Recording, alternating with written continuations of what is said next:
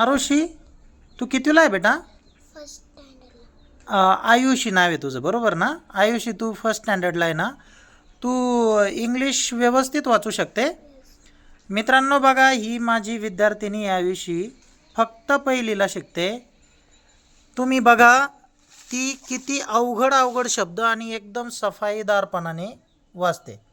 तुम्ही हा पॅरेग्राफ जर बघितला तर तुमच्या लक्षात येईल की हे किती अवघड आहे. पहिलीच्या मुलांना आपण A for apple, B for ball हे वाचायला लावतो आणि त्यांच्याकडून तेच अपेक्षित आपण करू शकतो. पण आयुषी इंग्लिशमध्ये एवढी तरबेज झालेली आहे, किंबहुना आपण तिला एवढं तरबेज केलेलं आहे का ती कुठलाही पॅरेग्राफ, मग ते 10वीचं पुस्तक असो, 9वीचं असो, 11वी 12वीचे पुस्तकं ती अक्षरशः सफाईदारपणाने वाचते. आपण तिचं थोडक्यात वाचन बघूया. आयुषी, वाच बेटा. Books are an essential part of our lives. They are not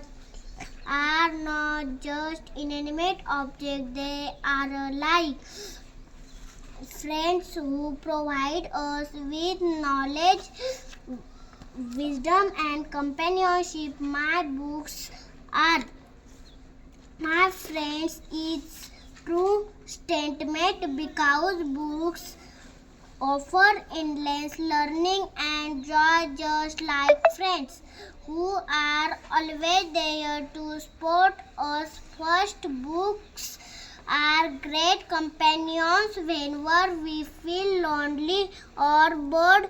We can always turn to a good book. A book can take us to different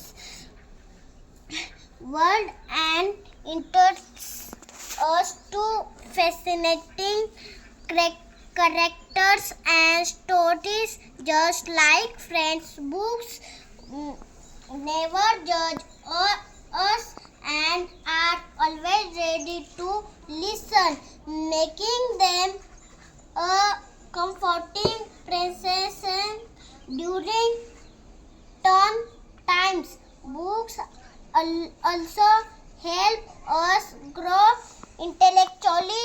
They introduce us to new endless. Okay बेटा, okay okay okay.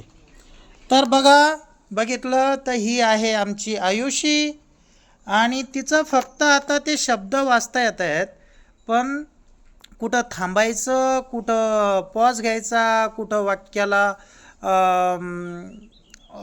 म्हणजे कुठं थांबायचं, कुठं अर्धविराम वगैरे, ह्या गोष्टी तिच्या अजून शिकायच्या बाकी आहेत.